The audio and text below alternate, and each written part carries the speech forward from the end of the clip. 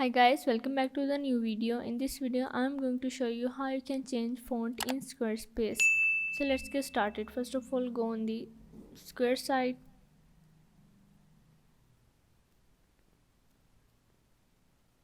Once you are in, you have to go on the design and click on the site styles. Here is the fonts, you have to click on it.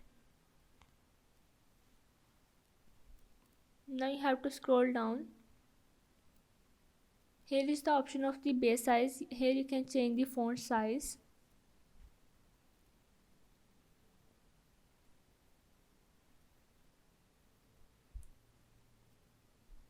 Now you have to go back and click on the fonts back. Here is the serif fonts and mixed font.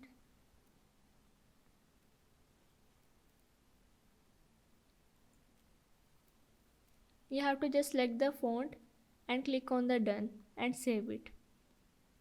So yeah, this is how you can change font in the Squarespace.